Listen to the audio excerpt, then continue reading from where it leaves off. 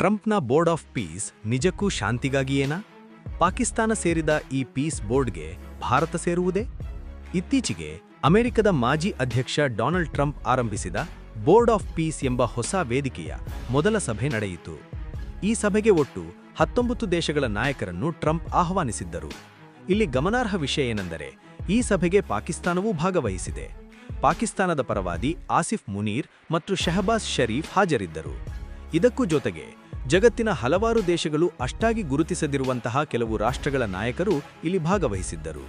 ಉದಾಹರಣೆಗೆ ಕೊಸವೋ ದೇಶದ ನಾಯಕರು ಕೂಡ ಈ ಸಭೆಗೆ ಬಂದಿದ್ದರು.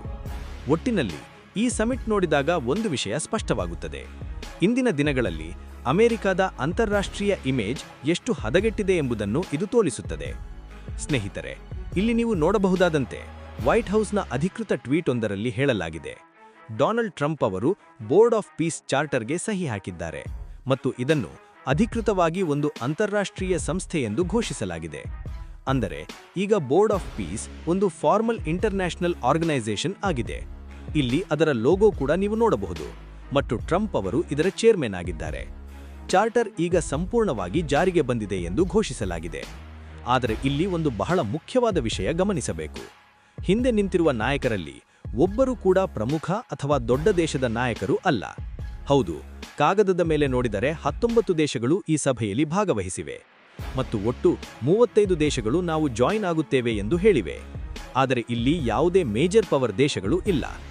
ಅಮೆರಿಕ ಹೇಳುವಂತೆ ಸ್ನೇಹಿತರೆ, ಒಟ್ಟು 50 ದೇಶಗಳಿಗೆ ಆಹ್ವಾನ ಕಳುಹಿಸಲಾಗಿದೆ. ವಿಶ್ವ ನಕ್ಷೆಯಲ್ಲಿ ನೋಡಿದರೆ ಟರ್ಕಿ, ಪಾಕಿಸ್ತಾನ,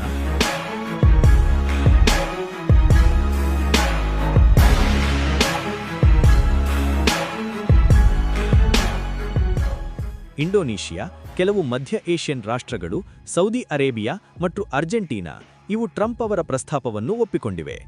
ಆದರೆ ಇಲ್ಲಿ ಒಂದು ಷರತ್ತು ಇದೆ. ಈ ಬೋರ್ಡ್ ಆಫ್ ಪೀಸ್ನಲ್ಲಿ ಪರ್ಮನೆಂಟ್ ಸೀಟ್ ಪಡೆಯಲು ಪ್ರತಿ ದೇಶವೂ $1 ಬಿಲಿಯನ್ ಹಣ ನೀಡಬೇಕು. ಇಲ್ಲಿ ದೊಡ್ಡ ಪ್ರಶ್ನೆ ಏನೆಂದರೆ, ಪಾಕಿಸ್ತಾನ ಈಗಾಗಲೇ IMF ಬಳಿ $5 ಬಿಲಿಯನ್ ಸಾಲ ಕೇಳುತ್ತಿರುವ ದೇಶ. ಅದು ಹೇಗೆ ನೇರವಾಗಿ $1 ಬಿಲಿಯನ್ ಟ್ರಂಪ್ಗೆ ಕೊಡುತ್ತದೆ? ಇದಕ್ಕೆ ಸ್ಪಷ್ಟ ಉತ್ತರ ಯಾರಿಗೂ ಗೊತ್ತಿಲ್ಲ. ಈ ಸಂದರ್ಭದಲ್ಲಿ ನನಗೆ ಇಮ್ರಾನ್ ಖಾನ್ ಅವರ 2022ರ ಒಂದು ಹಳೆಯ ವಿಡಿಯೋ ನೆನಪಾಗುತ್ತದೆ. ಅದರಲ್ಲಿ ಅವರು ಹೇಳಿದ್ದರು, ಭವಿಷ್ಯದಲ್ಲಿ ಪಾಕಿಸ್ತಾನ ಅಮೆರಿಕದ ಬಳಿ ಹೋಗಿ ದಯವಿಟ್ಟು ನಮ್ಮನ್ನು ಉಳಿಸು ಎಂದು ಬೇಡಿಕೊಳ್ಳುತ್ತದೆ ಎಂದು. ಇಂದು ಆ ವಿಡಿಯೋ ಪಾಕಿಸ್ತಾನದ ಸೋಷಿಯಲ್ ಮೀಡಿಯಾದಲ್ಲಿ ಭಾರೀ ವೈರಲ್ ಆಗಿದೆ. ಈ ಸಭೆ ಸ್ವಿಟ್ಜರ್ಲ್ಯಾಂಡ್ನಲ್ಲಿ ನಡೆಯಿತು. ಅಲ್ಲಿ ಶಹಬಾಜ್ ಶರೀಫ್ ಮತ್ತು ಡೊನಾಲ್ಡ್ ಟ್ರಂಪ್ ಮಾತುಕತೆ ನಡೆಸುತ್ತಿರುವ ದೃಶ್ಯಗಳು ಹೊರಬಂದಿವೆ. ಇಮ್ರಾನ್ ಖಾನ್ ಹೇಳಿದ ಪ್ರಕಾರ ಅಮೆರಿಕ ಸಹಾಯ ಮಾಡುತ್ತದೆ ಅಂದರೆ ಅದು ಸಂಪೂರ್ಣ ಷರತ್ತುಗಳೊಂದಿಗೆ. ಸ್ನೇಹಿತರೆ, ಕಾಶ್ಮೀರ ಮರೆತುಬಿಡಿ, ಫಿಲಿಸ್ಟೀನ್ನ ಬಗ್ಗೆ ಮಾತನಾಡಬೇಡಿ, ಇಸ್ರೇಲ್ ಏನು ಮಾಡಿದರೂ ಮೌನವಾಗಿರಿ, ರಷ್ಯಾದಿಂದ ಕಡಿಮೆ ಬೆಲೆಗೆ ತೈಲ ಅಥವಾ ಗೋಧಿ ತೆಗೆದುಕೊಳ್ಳಬೇಡಿ, ಇವೆಲ್ಲವೂ ಷರತ್ತುಗಳಾಗಬಹುದು. ಇಂದು ನೋಡಿದರೆ ಟ್ರಂಪ್ ಅವರ ನೀತಿಗಳಿಂದ ಪಾಕಿಸ್ತಾನ ಅನೇಕ ಅಸಾಧ್ಯ ನಿರ್ಧಾರಗಳನ್ನು ತೆಗೆದುಕೊಳ್ಳಬೇಕಾದ ಸ್ಥಿತಿ ಬಂದಿದೆ. ಹಮಾಸ್ ಮೇಲೂ ಈಗ ಭಾರೀ ಒತ್ತಡ ಇದೆ ಎಂದು ವರದಿಗಳು ಹೇಳುತ್ತಿವೆ. ಗಾಜಾ ಆಡಳಿತವನ್ನು ಈ ಬೋರ್ಡ್ ಆಫ್ ಪೀಸ್ಗೆ ಒಪ್ಪಿಸಬಹುದು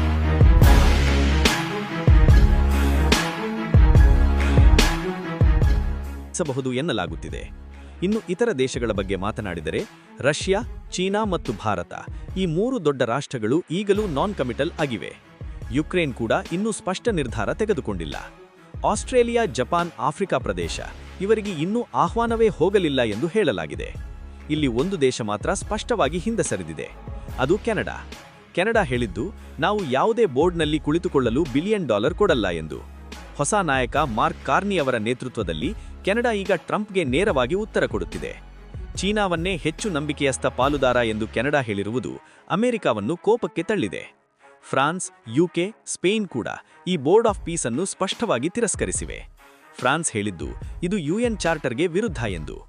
ಇಂಥ ಪರಿಸ್ಥಿತಿಯಲ್ಲಿ ಭಾರತ ಈ ಬೋರ್ಡ್ ಅನ್ನು ಒಪ್ಪಿಕೊಳ್ಳುತ್ತದೆ ಎಂಬುದು ದೊಡ್ಡ ಪ್ರಶ್ನೆ. ಇನ್ನೊಂದು ಕುತೂಹಲಕರ ಸಂಗತಿ ಏನೆಂದರೆ, ಭಾರತಕ್ಕೆ ಆಹ್ವಾನ ಬಂದ ಸಮಯದಲ್ಲೇ ಅಡಾನಿ ಷೇರುಗಳು ಮತ್ತೆ ಕುಸಿದಿವೆ. ಇದು ಕೇವಲ ಸಂಯೋಗವೇ ಅಥವಾ ಬೇರೇನಾದರೂ? ಅದು ಮುಂದಿನ ದಿನಗಳಲ್ಲಿ ಗೊತ್ತಾಗಲಿದೆ. ಈಗಾಗಲೇ ಬಹುತೇಕ ಜನರು ಭಾರತ ಈ ಬೋರ್ಡ್ನಲ್ಲಿ ಸೇರಬಾರದು ಎಂದು ಅಭಿಪ್ರಾಯ ವ್ಯಕ್ತಪಡಿಸಿದ್ದಾರೆ. ಪಾಕಿಸ್ತಾನದಲ್ಲಿ ಮಾತ್ರ ವಿರೋಧ ಪಕ್ಷಗಳು ರೆಫರೆಂಡಂ ನಡೆಸಬೇಕೆಂದಿವೆ. ಜನರನ್ನು ಕೇಳಬೇಕು, ಅಮೆರಿಕ ನೇತೃತ್ವದ ಗಾಜಾ ಪೀಸ್ ಬೋರ್ಡ್ನಲ್ಲಿ ಪಾಕಿಸ್ತಾನ ಸೇರುವುದು ಸರಿಯೇ ಎಂದು. ಇಸ್ರೇಲ್ ಕೂಡ ಖಾಸಗಿಯಾಗಿ ಪಾಕಿಸ್ತಾನದ ಮೇಲೆ ನಂಬಿಕೆಯಿಲ್ಲ ಎಂದು ಹೇಳಿದೆ ಎನ್ನಲಾಗುತ್ತಿದೆ. ಆದರೂ ಸ್ನೇಹಿತರೆ, ಟ್ರಂಪ್ ಈಗ ಪಾಕಿಸ್ತಾನ ಪರವಾಗಿಯೇ ಹೆಚ್ಚು ಕಾಣುತ್ತಿದ್ದಾರೆ. ಮೊದಲ ಅವಧಿಯಲ್ಲಿ ಪಾಕಿಸ್ತಾನಕ್ಕೆ ನೆರವು ರದ್ದುಪಡಿಸಿದ ಟ್ರಂಪ್ ಅವರು ಇಂದು ಅದೇ ಪಾಕಿಸ್ತಾನದ ಜೊತೆ ಪೂರ್ಣ ಸಹಕಾರ ತೋರಿಸುತ್ತಿದ್ದಾರೆ. ಇದಕ್ಕೆ ಕಾರಣವೇನು? ಅದು ಮುಂದಿನ ದಿನಗಳಲ್ಲಿ ಸ್ಪಷ್ಟವಾಗಲಿದೆ. ಈಗಾಗಲೇ ಭಾರತ ಈ ಆಹ್ವಾನವನ್ನು ಮೌನವಾಗಿ ತಪ್ಪಿಸಿಕೊಂಡಿದೆ. ಆದರೆ ಭಾರತ ಅಧಿಕೃತವಾಗಿ ಒಪ್ಪುತ್ತದೆಯೋ ಅಥವಾ ತಿರಸ್ಕರಿಸುತ್ತದೆಯೋ ಅದರ ಉತ್ತರ ಇನ್ನೂ ಬಾಕಿಯಿದೆ. ಈ ವಿಷಯಕ್ಕೆ ಸಂಬಂಧಿಸಿದಂತೆ ಮುಂದಿನ ದಿನಗಳಲ್ಲಿ ಇನ್ನೂ ಹಲವು ಅಪ್ಡೇಟ್ಸ್ ಬರುವ ಸಾಧ್ಯತೆಯಿದೆ. ಹೊಸ ಬೆಳವಣಿಗೆಗಳು ನಡೆದ ತಕ್ಷಣ ನಿಮಗೆ ತಕ್ಷಣವೇ ಮಾಹಿತಿ ನೀಡುತ್ತೇವೆ. ಸ್ನೇಹಿತರೆ, ಈ ವಿಡಿಯೋ ನೋಡಿ ನಿಮಗೆ ಏನು ಅನಿಸಿತು ಅನ್ನೋದನ್ನ ಕಮೆಂಟ್ ಮೂಲಕ ನಮಗೆ ತಿಳಿಸಿ. ವಿಡಿಯೋ ಉಪಯುಕ್ತ ಅನಿಸಿದರೆ ಲೈಕ್ ಮಾಡಿ ಮತ್ತು ಇಂತಹ ಹೊಸ ಮತ್ತು ಇಂಟ್ರೆಸ್ಟಿಂಗ್ ಮಾಹಿತಿ ವಿಡಿಯೋಗಳಿಗಾಗಿ ನಮ್ಮ ಚಾನೆಲ್ಗೆ ಸಬ್ಸ್ಕ್ರೈಬ್ ಮಾಡೋದನ್ನ ಮರೆಯಬೇಡಿ. ಹೊಸ ವಿಷಯ ಜೊತೆ ಮತ್ತೆ ಸಿಗೋಣ. ಜೈ ಹಿಂದ್, ಜೈ ಕರ್ನಾಟಕ ಮಾತೆ.